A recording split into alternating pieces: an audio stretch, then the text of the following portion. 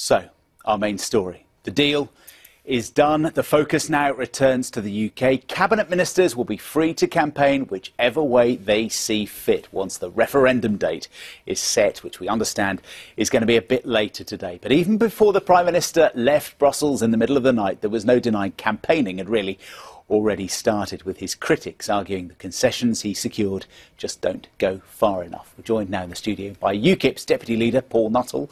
You will obviously be campaigning for Britain to leave the EU. I mean, you'd be criticising what he came back with, whatever he came back with, but you've got to admit, I mean, he's done rather better in these negotiations than many people, including yourselves, expected, hasn't he? Well, regardless of whether he got a ban or a break on in-work migrant benefits or a ban on child benefit, look, it doesn't really matter. These are peripheral issues. These aren't the issues which the people, the British people, get excited about when it comes to Europe. I mean, he didn't go in there and talk about reducing our membership fee of £55 million a day. He didn't really talk about any change to freedom of movement of people. He didn't get one single law transferred back to Britain. He did nothing about common fisheries or the common agricultural policy. Look, this was thin gruel.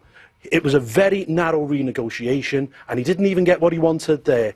I'm sorry, it just isn't good enough, and I'm pretty confident now that the Leave side will gain momentum. But he's going to have it written into EU treaties that Britain is not going to have to be forced into any political integration, that we are exempt from closer political union. You've said that's inevitable, that we're going to be dragged in.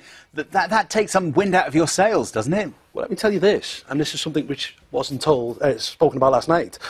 The European Parliament will have the ability, after the referendum, if we vote to remain, to rip up this renegotiation or indeed alter it. So what people will be voting on... They wouldn't do that, would they? Well, hang on. I sit in the European Parliament, and I'm telling you now that the European Parliament is no friend of Britain. When I stand up and give speeches, for example, sometimes I have other MEPs shouting, "Leave, go." They're no friends of Britain. They may well rip this renegotiation up after a referendum. So people will be voting blind, possibly on June the 23rd. But if they know, those MEPs, that all the leaders, the prime ministers and presidents from all those countries have unanimously agreed to this deal, it's highly unlikely that the European Parliament would rip it up. Well, we just don't know. I mean, that's hypothetical, isn't it? But equally at the same time, I'm not going to talk about us remaining in the European Union. I believe that we will leave, because if we leave, we'll be able to control our borders once again and have the ability to say who we want and who we don't want to come and work in this country. We'll be able to save that £55 million every single day. And let's not forget,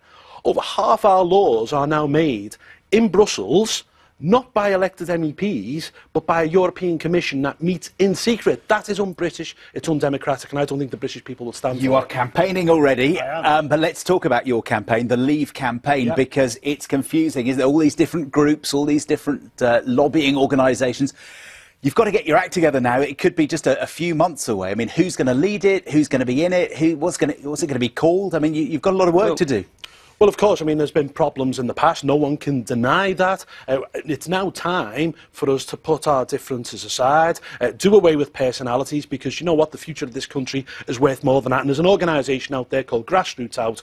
Go held a massive rally last night in the QE2 Centre in Westminster. I think you showed it earlier. That, I hope, will be the umbrella group that everyone can get behind, and then we'll go on and win this referendum. Michael Gove apparently joining the Leave campaign, we understand. Yeah. Boris Johnson going to be with you?